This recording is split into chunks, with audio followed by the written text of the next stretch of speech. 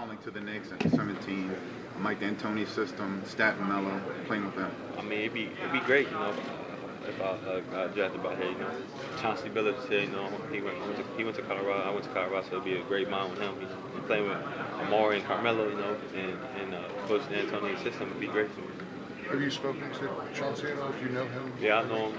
I speak to him as much as I can. I mean, what's your sense? I mean, the mock drafts say you probably go higher. So what's your feeling right now? Everybody projected me a lot higher, but in the draft, anything can happen. Everybody's seeing crazier things happen. So just preparing for them all night. You worked out there, or did you go to Westchester? No, I didn't. You didn't. How do you feel like you fit on the Sacramento Kings? I mean, I feel like I fit in great. They're young, they're athletic, and that's me. They have versatile players that can score in any way. So that's what I feel like I can do. What would be like playing in the backcourt with Tyreek? I mean, he'd be great. Tyreek Evans, he's a great player. I feel like I'm out of losing my game after him being a big guard that I could be able to handle. So it'd be a great feeling to be able to play with him. Can you talk about your workout in Sacramento? I think my workout in Sacramento went great. They came away very impressed with me. I feel like it was a hard-hour workout. We all battled it. Has it started sinking into it? You worked out earlier a couple of weeks ago with the Washington Wizards. What do you think about the prospects of possibly sharing the backcourt with John Wall? I mean, it'd be great. John Wall, incredible young talent. I feel like you'd be able to play with him, be able to catch passes, maybe alley-oop, to be on the same court is going to be a great thing.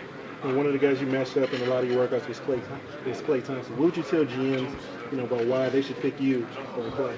I mean, I feel like Klay's a great player, incredible shooter, but on my part, I feel like at the shooting guard spot, it's not many people that's versatile. I feel like I can get to the basket, create my shot like no other in the draft. So I feel like that's what the deciding factor is the GM is picking between. Alec, obviously you're projected in the top 10, but as you know, the NBA draft, anything can happen. So, what do you think the chances are that you end up slipping, maybe out of the lottery or something like that? I mean, I don't know the chances, but if it happens, it happens.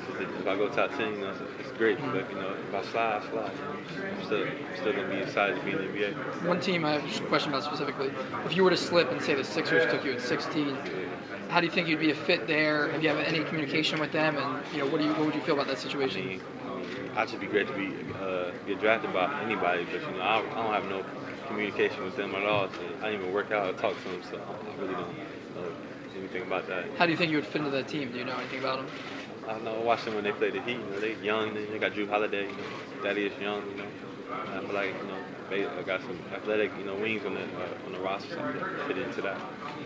If you were to slip a little further, one spot later for the Knicks, how would you fit in with a team like that? I mean, I feel like I fit in great. They got great offense, great coach. They got Chauncey, a great point guard. I know a lot, so I feel like I fit in great.